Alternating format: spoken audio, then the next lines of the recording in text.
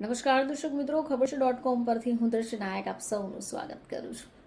દર્શક મિત્રો, ઘણા બધા લોકો પોતાના સ્વાસ્થ્યને માટે ઘણા બધા જાગૃત હોય છે. ડાયટ પ્લાન કરતા હોય છે, જીમ કરતા હોય, વર્કઆઉટ કરતા હોય, યોગા, મેડિટેશન, ઘણું બધું કરતા હોય છે અને કરવું પણ જોઈએ, કારણ કે શરીરને સ્વસ્થ રાખવાની જવાબદારી આપણી પોતાની જ છે.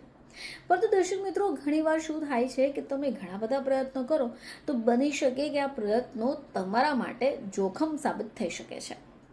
ઘણી બધી વાર લોકો ઘણા બધા એવા પ્રયત્નો કરી બેસે છે જે તેમના માટે હોતા જ નથી.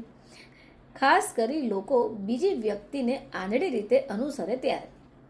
કહેવાનો અર્થ એ છે કે તમે જ્યારે કોઈ પણ વ્યક્તિને ફોલો કરો છો અને જો એ બાદમાં તમને નુકસાનકારક થઈ જાય તો શું કરશો?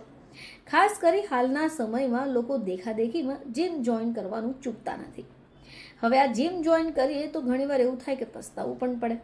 હવે અહીંયા પ્રશ્ન એ છે કે જીમ તમારે કઈ ઉંમરમાં જોઈન કરવું પડે? તો દર્શક મિત્રો, જીમ જવાની સાચી ઉંમર કઈ હોઈ શકે? હવે આજકાલ સેલિબ્રિટીઝથી લઈને સામાન્ય લોકો વર્કઆઉટ કરતા ઉત્સુક જોવા મળતા હોય છે. હવે આવા લોકો એટલા તલ્લીન થઈ જાય છે કે 1-2 દિવસ જીમ જો ચૂકી જાય તો જાણે પાપ કરી લીધું છે એવું અનુભવવા લાગે છે. હવે તમે ઘણીવાર ટીનેજર્સને તો જીમ કરતા જોયા જ હશે. હવે આવા ટીનેજર્સ ક્યારેક પોતાના શરીરના સ્વાસ્થ્યને સાઈડ પર મૂકીને અન્યોની દેખાદેખી કે ફેશનનું કારણ પણ હોઈ શકે. હવે તમે જોતા હશો ઘણીવાર કે 14 થી 15 વર્ષના બાળકો પણ જીમમાં પહોંચી રહ્યા છે, વર્કઆઉટ કરી રહ્યા છે. પરંતુ આપણે એ જાણવું પડશે કે તેમણે જીમ જવું જોઈએ કે નહીં.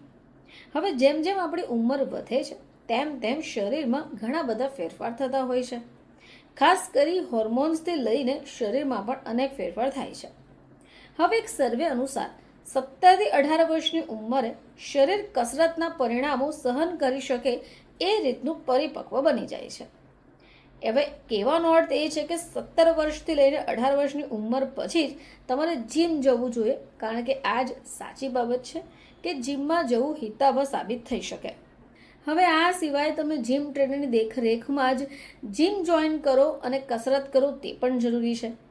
જીમની સાથે તમારા જીમ રૂટીન પ્રમાણે તમારું ડાયટ અને કેલરી ઇન્ટેક પણ લેવો એ ખૂબ જરૂરી બનતું હોય છે.